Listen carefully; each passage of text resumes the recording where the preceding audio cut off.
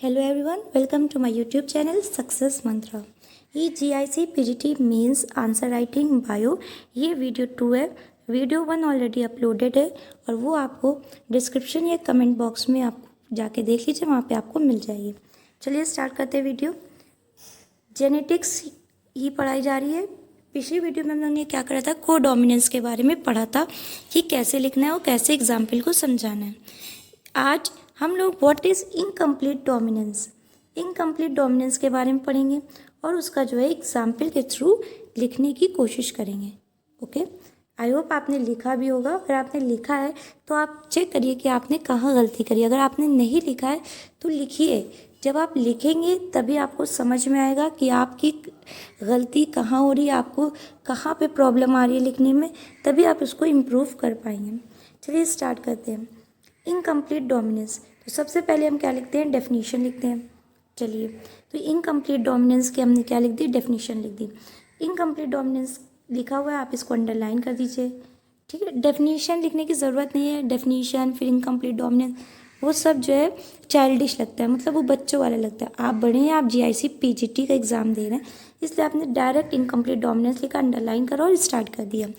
Is a form of a gene interaction in which both alleles of a gene at a locus are partially expressed, often resulting in an intermediate or different phenotype।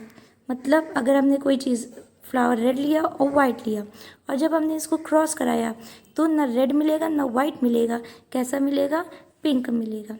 या फिर हो सकता है कि white और उसमें जो है रेड रेड डॉट्स अपीयर हो जाए, या फिर ऐसा हो सकता है कि आपका रेड हो और वाइट वाइट उसमें कुछ पार्ट हो। तो ये चीज़ क्या होगी, आपकी इंटरमीडिएट या फिर डिफरेंट फिनोटाइप अपीयर होगा, ना कि जो कि आपने पेरेंट्स लिए हैं उनमें से कोई एक आएगा कैरेक्टर।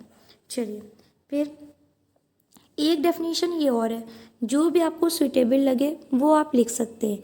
डेफिनेशंस बहुत सारी हैं, आप सब लिखने की कोशिश मत लिखिए करिएगा, सिर्फ एक डेफिनेशन बस। ठीक है, आपको वर्ड लिमिट पर ध्यान रखना होगा। ठीक है, और ये जो क्वेश्चंस हैं आप A4 पेज पे लिखने की कोशिश करिए, जो ब्लैंक आते हैं, और कोशिश करिए कि आप स्ट्रेट लिखिए। ठीक, चलिए। इनकम्प्लीट डोमिनेंस, इसको ऐसे भी लिखा जा सकता है, is a form of intermediate inheritance in which one allele for a particular trait is not expressed completely over it's paired allele. ठीक है, तो ये दूसरी डेफिनेशन है। जो भी आपको सही लगे, आपको और अगर कोई डेफिनेशन सिंपल लगे तो वो भी आप लिख सकते हैं। चलिए, फिर उसके बाद अब हमने एग्जाम्पल लिया।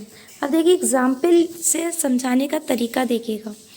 पहले consider pure breed of the red flower has RR पे पहले हम ये लिख लेंगे कि हमने कौन सा लिया है। तो हमने जो है जो फ्लावर लेंगे तो ये लिखना होगा इनकम्प्लीट डोमिनेंस इन स्नैप ड्रैगन फ्लावर और एंटरहीनम। ठीक है, एंटरहीनम, तो ये चीज़ आपको लाइन मेंशन करनी होगी। फिर उसके बाद आप स्टार्ट करेंगे। आप चाहें तो डायरेक्ट ये बना दे, इतना फिगर इतना ही इनफ है। अगर आप चाहें तो आप इसको F1 जनरेशन तक ही लिखें, उसको समझाएं, फिर आप F2 जनरेशन तक लिखें और उसको समझाएं। तो ये आपका अगर लॉन्ग में आता है तो आप इसको ऐसे भी कर सकते हैं। अगर आपका शॉर्ट में आता है और वर्ड लिमिट आपकी कम है तो आप इसको क्या कर सकते हैं, ऐसे भी कंबाइन कर सकते हैं। अंडरस्टैंड कि आपके कैसे आप क्वेश्चंस के आंसर को जो है अपने वर्ड लिमिट के अकॉर्डिंग चेंज करेंगे। तो RR true breed of red colour, white breed pure breed white colour की, जब हमने इनको क्रॉस कराया तो ये 4 बनेंगे। ये क्या हो गया, आपकी F1 generation, pink flowers appear हो गए। और फिर उसके बाद आपने क्या करा, जब आपने ये F1 जनरेशन को सेल्फ पॉलिनेट कराया। ठीक है, यहाँ पे आप लिखना चाहें तो लिख भी सकते हैं कि हमने मतलब इनको सेल्फ पॉलिनेट कर, मतलब RR को RR से ही करवाया। और जब RR को RR से कराएंगे तो क्या बनेगा, F2 जनरेशन में रेड भी बनेगा, पिंक बनेंगे और वाइट के बनेंगे। तो जो रेशियो बनेगा वो क्या बनेगा, 1:2:1। क्लियर। चलिए, फिर अगर आप ऐसे नहीं लिखना चाहते हैं, आपकी वर्ड लिमिट ज़्यादा है, तो आप क्या करेंगे, इसको ऐसे करके इलेबरेट भी।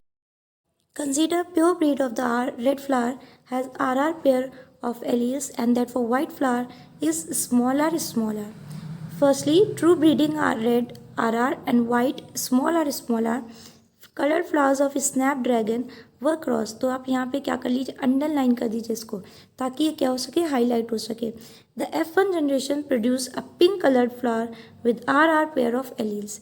तो आपने क्या करा, रेड लिया वाइट लिया और उसको आपको और अच्छे से समझाना है तो आप क्या करिए, इनको अलग कर दीजिए, फिर आप क्रॉस करा दीजिए।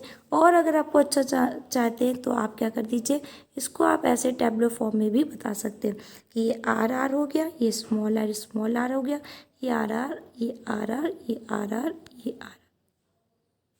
क्लियर? तो जितना आप अच्छा एक्सप्लेन कर पाएंगे उतने ही आपको क्या होंगे, ज़्यादा मार्क्स मिलेंगे। वो F1 हो गया।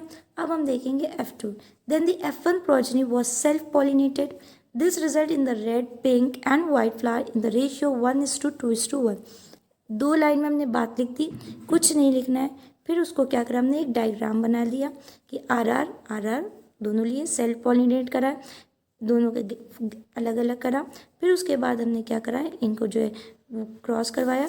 तो क्या बना, R red, R pink, R pink, small R Y. यहाँ पे लिख दीजिए F2 जनरेशन। और जो आपका फिनोटाइपिक रेशियो होगा 1:2:1, इसको आप चाहिए तो क्या कर सकते हैं, आप ऐसे बॉक्स में लिख सकते हैं ताकि क्या हो सके, हाईलाइट हो सके आपका। फिर अगर आप ये एग्जाम्पल नहीं लिखना चाहते हैं, आप तो छोटा सा एग्जाम्पल लिखना चाहते हैं, तो the child of the parents each with curly hair and straight hair will always have wavy hair. ये आपका हो गया दूसरा एग्जाम्पल, छोटा से। और अगर आप ऐड करना चाहते हैं, ठीक है, आप अपने क्वेश्चन में मल्टीपल एग्जाम्पल्स देना चाहते हैं, तो एक आपने छोटा से और लिख दिया। आई होप आपको समझ में आया होगा। फिर उसके बाद अगर आप चाहें तो जो है आप इसको ऐसे करके भी लिख सकते हैं। दोनों में से आपको सिर्फ एक लिखना है, दोनों मत लिखिएगा, फिर वो चीज़ आपकी वर्क नहीं करेगी। या तो आप सिर्फ इतना ही एग्जाम्पल शो करिए, अदरवाइज़ आप जो है इसको दो पार्ट्स में डिवाइड कर लीजिए और फिर वहाँ पे शो करिए। इसको यहाँ पे भी आप लिख सकते हैं, आपने यहाँ पे करा, ठीक है, आर, ठीक है, आर स्मॉल आर, ये हो गया capital R, capital R, capital R small R, capital R small R, small R small R. और पढ़ने के बाद आप एक बार रीडिंग ज़रूर करिए, शायद कोई चीज़ आपसे छूट जाए, शायद कोई पॉइंट आपसे मिस हो जाए, तो वहाँ पे आप वो चीज़ क्या कर सकते हैं, ऐड कर सकते हैं। ठीक है, गलत इन्फॉर्मेशन मत डालिए, नहीं आ रहा है मत करिए, मत लिखिए, लेकिन कंफ्यूज रहे मत लिखिए, गलत मत लिखिए, क्योंकि आपने गलत लिखा आपका वहाँ पे अंडरलाइन हो जाएगा, वहाँ पे आपके मार्क्स कट जाएंगे। अगर आपने सही आता है तभी आप उसको लिखिए। चलिए, फिर उसके बाद अगर आपको ये चीज़ अच्छी लग रही है तो आप सब्सक्राइब करिए सक्सेस मंत्रा को ज़्यादा से ज़्यादा, और ऐसे ही क्वेश्चंस आपको मिलते रहेंगे। ये सीरीज़ आपकी कंटिन्यू रहेगी, अदरवाइज़ ये कंटिन्यू यहीं पे रोकनी पड़ेगी। फिर है नेक्स्ट क्वेश्चन, जो कि आपको होमवर्क में करना है। अपने आप से हेल्प लीजिए, आप बुक्स की हेल्प लीजिए, इंटरनेट की हेल्प लीजिए, आप अदर साइट्स की हेल्प लीजिए, जैसे भी आप करना चाहें वैसे आप करिए, लेकिन आप क्वेश्चंस ज़रूर लिखिए। ओके, तो ये क्वेश्चन है differentiate between test cross and back cross with the help of an example. हो सकता है क्वेश्चन चेंज हो सकता है, लेकिन अगर आपको टेस्ट क्रॉस और बैक क्रॉस कहीं पे भी दिख जाएगा तो आपको एक आइडिया लग जाएगा, आप वो चीज़ें लिख सकते हैं। अभी हम लोग इजी क्वेश्चंस कर रहे हैं, सिर्फ और सिर्फ डेफिनीशंस और जो लॉज हैं उन पे फोकस कर रहे हैं। उसके बाद जो क्वेश्चन हैं वो थोड़े से ट्विस्ट करेंगे और फिर उसके आंसर आपको प्रैक्टिस कराएंगे। नेक्स्ट क्वेश्चन आपको डिस्क्राइब लॉज ऑफ इनहेरिटेंस। तो ये दो क्वेश्चन आप प्रैक्टिस करिए और लिखिए A4 पेज में, जिसमें पूरी ब्लैंक होगा। तो आप लिखेंगे, आपकी हो सकता है कुछ टेढ़ी लाइन जाए, लेकिन जैसे जैसे आप उसमें प्रैक्टिस करते जाएंगे वैसे वैसे आपकी लाइन सीधी होती जाएगी और आपको वहाँ पे एक आइडिया लगता जाएगा कि आपको कैसे लिखना है। अंडरस्टैंड? क्लियर? ओके, तो आप प्रैक्टिस करिए और सक्सेस मंत्रा चैनल को ज़्यादा से ज़्यादा सब्सक्राइब करिए, वीडियो को लाइक करिए, शेयर करिए अपने फ्रेंड्स के साथ एंड कमेंट करिए कि आपको वीडियो कैसा लग रहा है और आपको किन किन चैप्टर्स पे पहले जो है आपको चाहिए questions. Thank you for watching.